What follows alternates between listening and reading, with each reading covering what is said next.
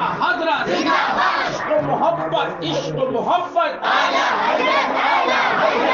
حضرت علامہ مفتی نعیم القادری صاحب قبلہ نعرہ حیدری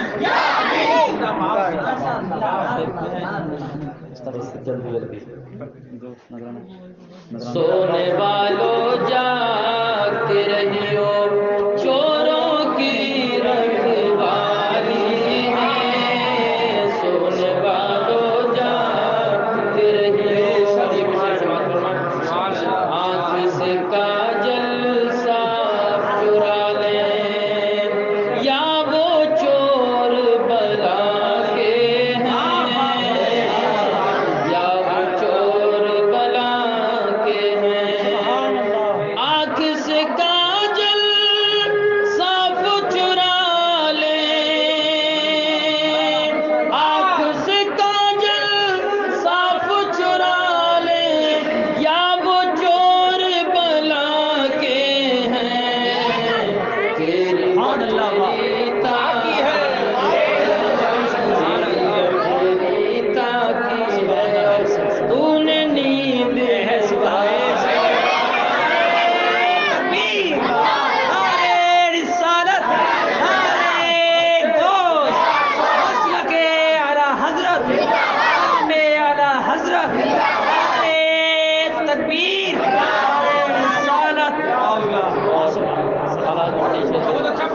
یہ جو تجھ کو بلاتا ہے یہ ٹھگ ہے مار ہی رکھے گا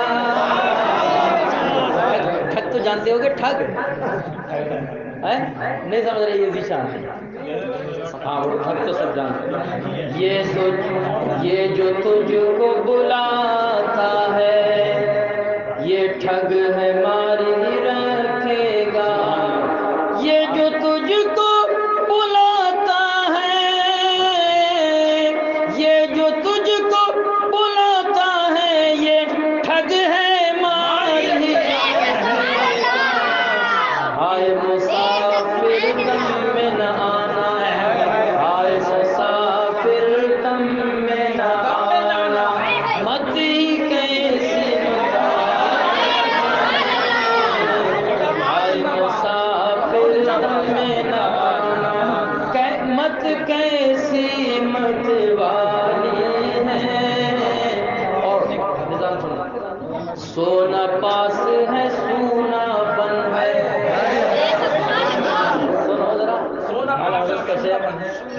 سونا پاس ہے سونا بن ہے سونا زہر ہے اٹھ پیارے رات کو یہاں 11 بجے کھڑے ہو کے سو گئے نا یہ زہر ہے سونا تمہارا سونا پاس ہے سونا بن ہے سونا زہر ہے اٹھ پیارے سونا پاس ہے سونا بن ہے سونا زہر ہے اٹھ پیارے تو کہتا ہے میٹھی نیند ہے یار سردی کی راتیں اتنی لمبی لمبی ہو رہی ہیں لوگ آنکھ تو کھل جاتی مگر اس کی ہمت نہیں بڑی ہے تحسین جو ہے پوری رات یہاں کھڑا ہے یہ ایک بولی ہے ان لوگوں کی یہاں کھڑے رہیں گے پوری رات گالی بکتے ہیں گندی گندی گالی بکتے ہیں سونا پاس ہے سونا بن ہے سونا زہر ہے اٹھ پیارے تو کہتا ہے میٹھی نیند ہے تیری مت ہی میرا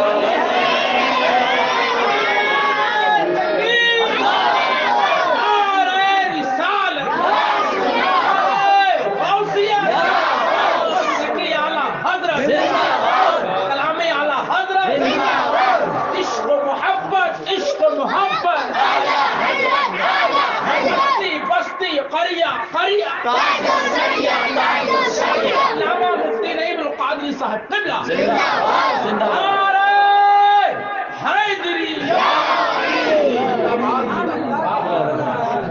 آنکھیں ملنا جھنجلا پڑنا دنیا کی آواز میں اور ترقی پیدا ہو آنکھیں ملنا جھنجلا پڑنا لاکھ جمائی انگڑائی آنکھیں ملنا جھنجلا پڑنا ایسے جمائی آنکھیں ملنا جھنجلا پڑنا لاکھ جمائی انگڑائی نام پر اٹھنے کے لڑتا ہے نام پر اٹھنے کے لڑتا ہے اٹھنا بھی کچھ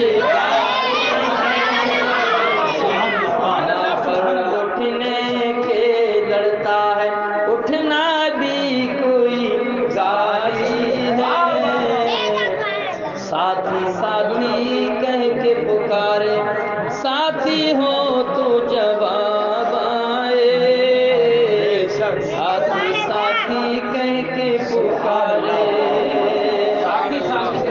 یہ بھی کوئی کام نہیں آئے گا کسی کے یہ صرف دنیا کی دوستی ہے ساتھی ساتھی کہہ کے پکارے ساتھی ہو تو جواب آئے دوست بہت خاموش بیٹھو تو بالکل نہیں بول رہے ساتھی ساتھی کہہ کے پکارے ساتھی ہو تو جواب آئے پھر جھنجلا کر سر دے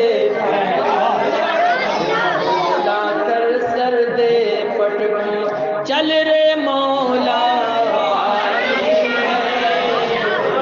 جھنجلا کر سر دے پٹھانو چل رے مولا والی ہے بس تم مجھ سے ایک ٹوپی لینا ٹھیک ہے ٹوپی ہے کہاں گھر پر تو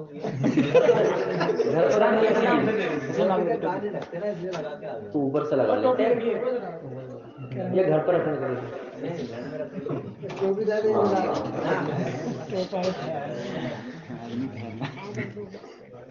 سنو دنیا کو تو کیا جانے یہ بستی گانٹھ ہے عرافہ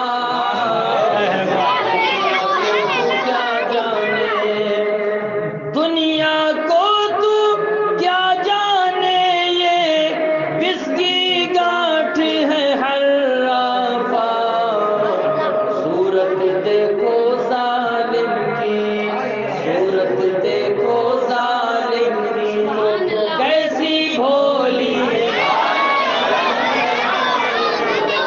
صورت دیکھو ظالم کی تو کیسی بھولی باری ہے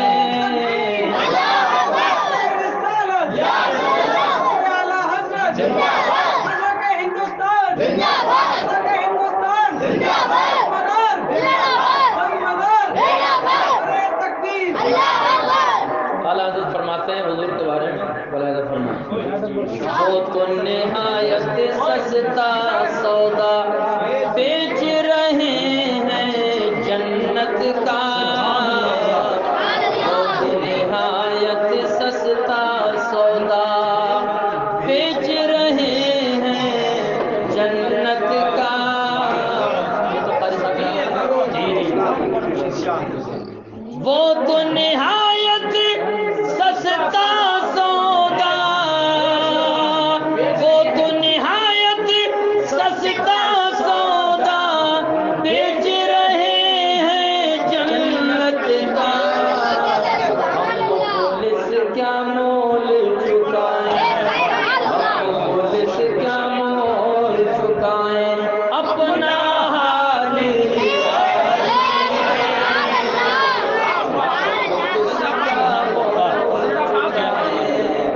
اپنا ہاتھی خالی ہے مولا تیرے عفو و کرم اعلیٰ حضرت مقطع میں فرماتے ہیں مولا تیرے عفو و کرم ہو میرے گواہ صفائی کے میرے گواہ صفائی کے مولا تیرے یار یہ تھوڑے سے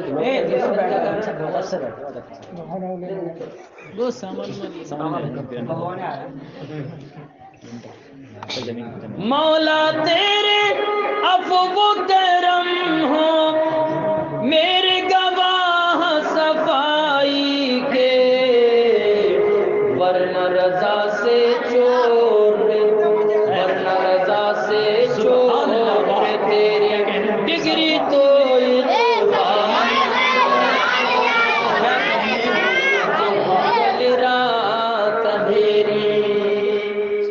یار اتنی اچھی محفل سجائی، عظمت بھائی نے اکبر نے اتنے لوگوں کو بلایا.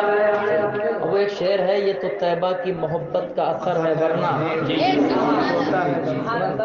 یہ تو طیبہ کی محبت کا اثر ہے ورنہ کون روتا ہے در و دیوار کے ساتھ.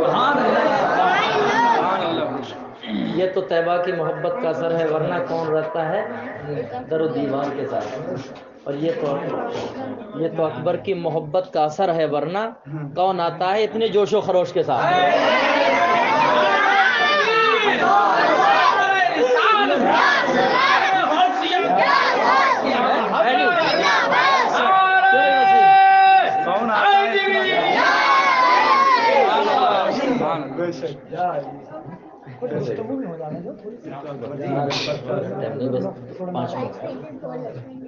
حضور غوث پاک رضی اللہ تعالی عنہ، ایک بات بتا دوں، ہفتے میں 3 مرتبہ تقریر ہوتی تھی آپ کی، حضور غوث پاک کی 3 مرتبہ 3 دن تقریر ہوتی تھی. ایک تو جمعے کے دن صبح میں، اور دوسری منگل کے دن شام میں، اور تیسری تقریر حضور غوث پاک کی ہوتی تھی اتوار کے دن صبح میں. حضور غوث پاک رضی اللہ تعالیٰ عنہ کو اللہ کے رسول صلی اللہ علیہ وسلم نے خام میں زیارت عطا فرمائی. میرے نبی نے فرمایا عبد القادر تم بھی واز کیا کرو، تم بھی تقریر کیا کرو، تم بھی لوگوں کو نصیحت کیا کرو. حضور غوث پاک فرماتے ہیں،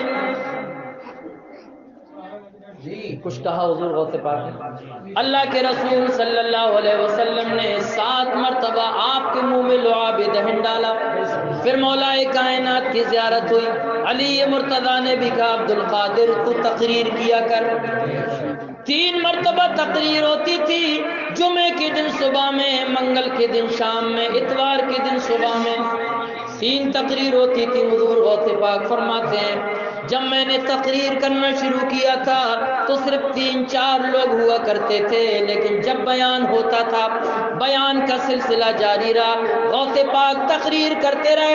ایک دن ایسا بھی آیا تھا کہ وہ ایک چھوٹے سے حجرے کے اندر حضور غوث پاک لوگوں کو نصیحت کیا کرتے تھے. پھر آپ کے گاؤں بستی کے اندر ایک بہت بڑا عیدگاہ تھا، وہاں پر تقریر کرنے کی ضرورت پیش آنے لگی، کیونکہ مجمع جو ہے بہت ہونے لگا تھا، لوگ بہت ہونے لگے. پھر عیدگاہ میں بھی جگہ نہیں بچی. حضور غوث پاک فرماتے ہیں پھر آبادی سے باہر جنگل میں ایک میدان میں جلسہ ہوتا تھا، غوث کی تقریر ہوتی تھی. 70 جنازے اٹھا کرتے تھے حضور غوث پاک کی بارگاہ. اور یار یہ غوث کی تو محفل ہے جس کے نام پہ آج تو مہینے کی 30 تاریخ ہے، 30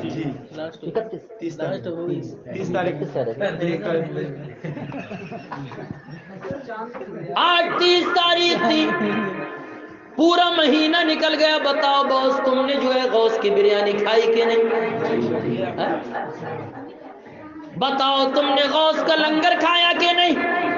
نہ جانے کتنے لوگوں نے میش پور میں جو ہے اپنی رشتہ داریوں میں جا کے غوث کا لنگر کھایا ہوگا، لیکن ایسا معلوم ہوتا ہے زمانے کی رفتار یہ بتا رہی ہے، لوگوں کے حالات یہ بتا رہے ہیں، جوانوں کے ادھر ادھر بیٹھ کے فالتو باتیں کرنا یہ بتا رہا ہے کہ غوث کا لنگر تو خوب کھا لیا، لیکن غوث کی ایک تعلیم پہ بھی عمل نہیں کیا. اللہ تعالیٰ تو قرآن کریم میں فرماتا ہے فاستبقوا الخیرات، اے لوگوں آپس میں ایک دوسرے سے اچھے کام کرنے میں جو ہے آگے بڑھتے رہو.